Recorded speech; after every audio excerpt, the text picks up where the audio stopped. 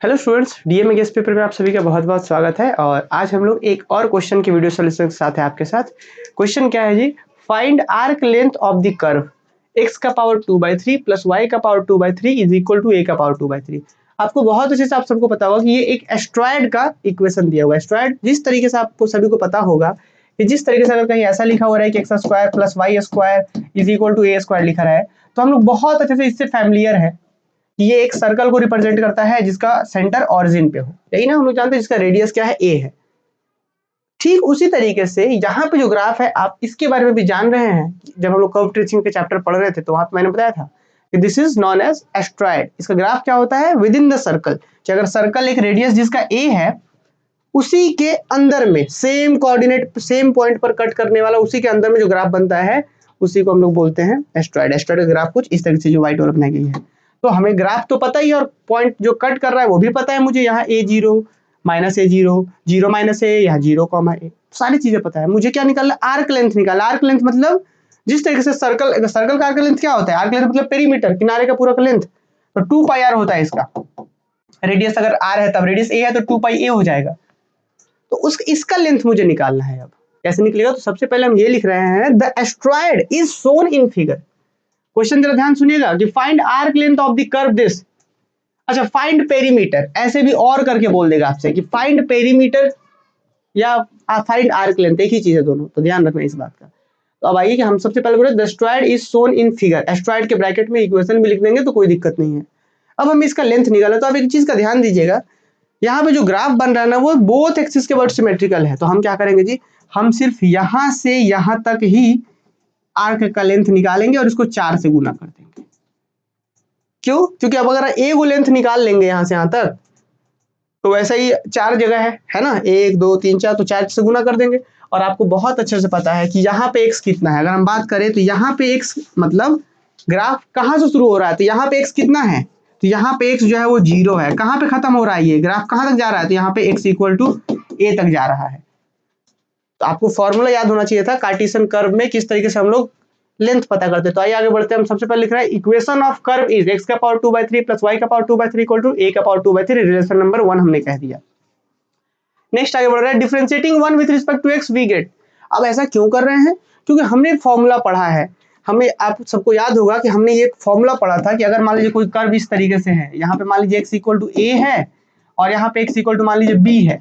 आपको ये a से b तक का ये लेंथ चाहिए, आर्क का, कर्व के आर्क का लेंथ चाहिए a से b तक का। तो क्या होता था फॉर्मूला?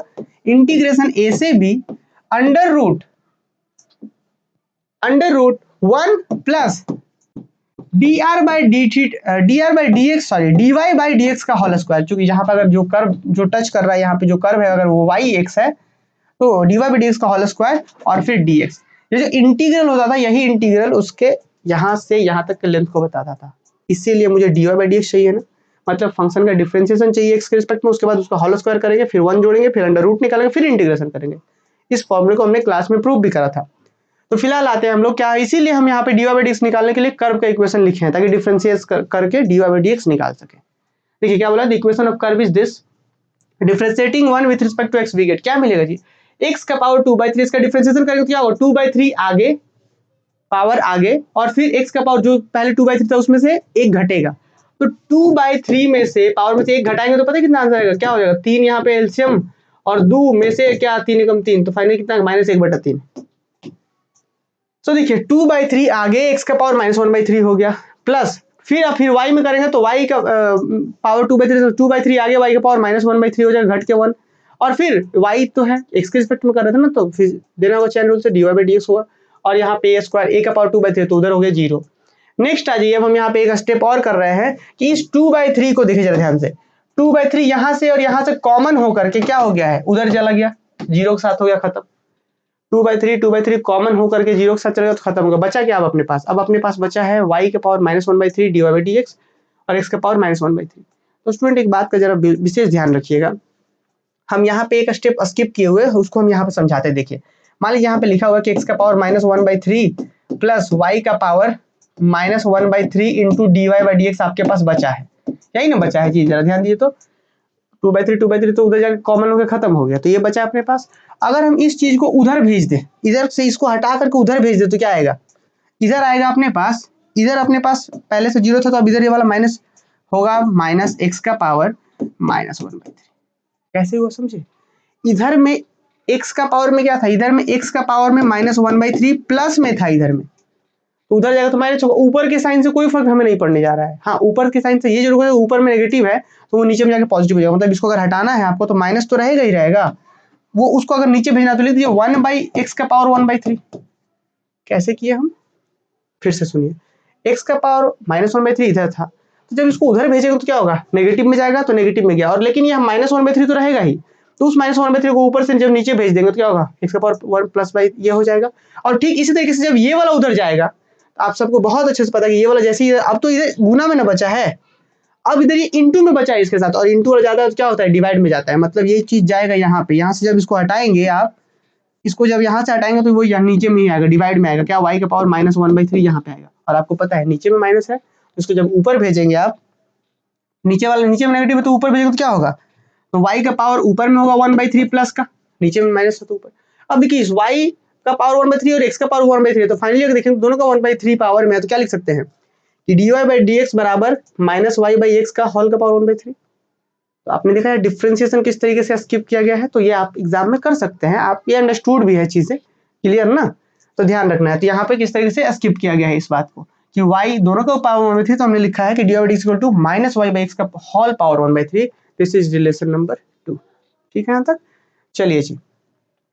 अब ये जरूरत क्यों पड़ रहा है, अब इसको स्क्वायर करना है मुझे, तो अब हम क्या कर लेते हैं स्क्वायर, तो dy/dx को होल स्क्वायर करेंगे तो इधर भी क्या होगा, स्क्वायर इस माइनस पर भी स्क्वायर होगा और इस पूरे पर भी स्क्वायर होगा, तो माइनस पे होगा तो वो तो खत्म हो जाएगा, इस पे जो स्क्वायर होगा तो क्या होगा, किसी का अगर पावर हम करते हैं पावर करते हैं 2 तो क्या होगा, पावर का पावर मल्टीप्लाई, मतलब 1/3 इंटू 2 तो क्या हो जाएगा, दिस इज का पावर 2/3, मतलब y का पावर भी 2/3, x का पावर भी 2/3, ये हो गया। और मैंने फॉर्मूला क्या बताया था, फॉर्मूला तो ये होता है, तो हमने ये चीज निकाल लिया अंदर में। अब क्या करते हैं जी, 1 भी ऐड कर लेते हैं, फिर बाद में सिर्फ लास्ट में इंटीग्रेशन रहेगा अपना, तो हम क्या करते हैं 1 इधर भी ऐड करते हैं, तो 1 इधर ऐड करेंगे तो इधर भी करना होगा, तो हमने ऐड करा 1 प्लस dy/dx का होल स्क्वायर, तो इधर भी करना होगा 1 प्लस y का पावर 2/3 बाई x का पावर 2/3।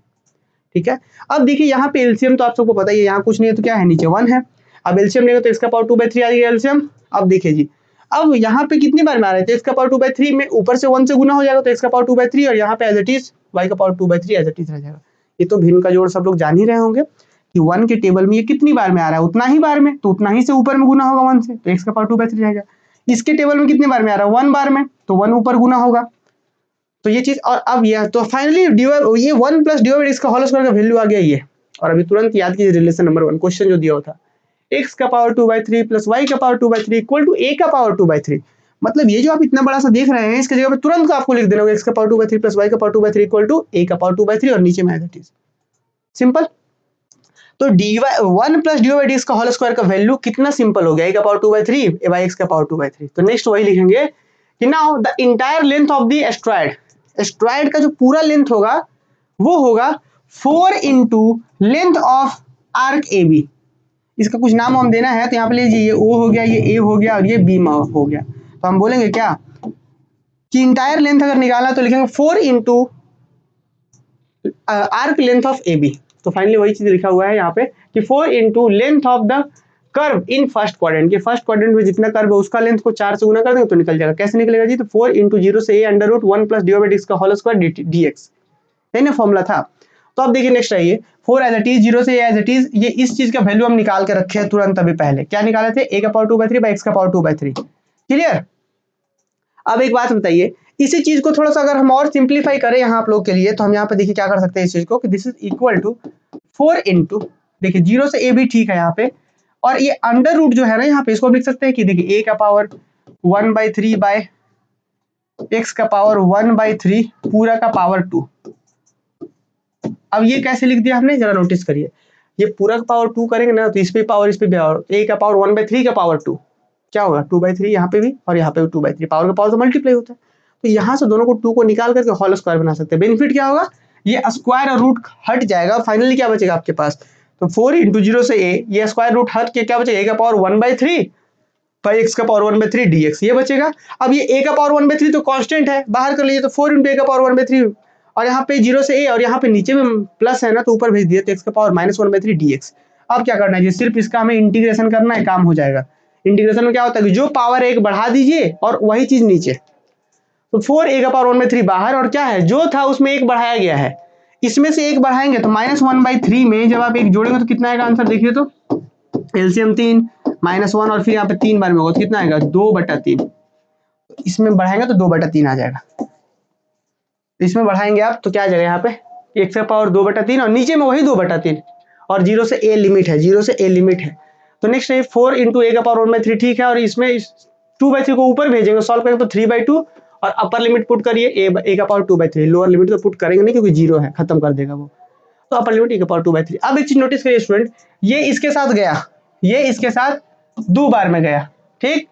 अब जरा नोटिस करिए 3 दूना 6, यहाँ 6 हो गया, और a⁻2/3 × a⁻1/3, a⁻1/3 को गुना करना है a⁻2/3 से, देखिए बेस सेम पावर क्या हो जुड़ जाएगा, यहाँ पे 1/3 है तो बेस सेम तो पावर जुड़ जाएगा, पावर जुड़ेगा तो 1/3 + 2/3, डिनोमिनेटर सेम, 1/3 + 2/3 3/3 हो जाएगा, 3/3 मतलब 1, सॉरी 3/3 मतलब 1, तो फाइनली कितना आ गया 3 × 2 = 6 और a एक, ये समझ रहे हैं ना कितना आ गया, ये a⁻3/3 मतलब 1, तो a आ गया, इसको इससे गुना कर दिए तो a हो गया, और 3 × 2 = 6, तो फाइनली आ गया 6a which is the required answer. तो यही होता है एस्ट्रॉयड का आर्क लेंथ, ठीक है, या पेरीमीटर बोलते हैं। जिस तरीके से अगर हम सर्कल की बात करें, अगर यहाँ पे सर्कल रहता, अगर यहाँ पे सर्कल रहता तो सर्कल का लेंथ क्या होता है, पूरा आर्क लेंथ 2πa, यहाँ पे रेडियस a है तो 2πa हो जाता, लेकिन यही एस्ट्रॉयड का लेंथ क्या हो गया, वो होता है 6 टाइम्स ऑफ a, वही रेडियस यहाँ से यहाँ तक जो है उसी का 6 गुना होता है वो,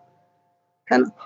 तो उम्मीद है ये बातें सब लोग समझ पाए होंगे, और इस क्लास में फिलहाल इतना ही, बाकी आप अपने अगले सेमेस्टर की क्लासेस के लिए हमारे साथ जुड़ सकते हैं, है ना। चलिए मिलते हैं हम लोग किसी अगले क्लास में अगले क्वेश्चन के साथ।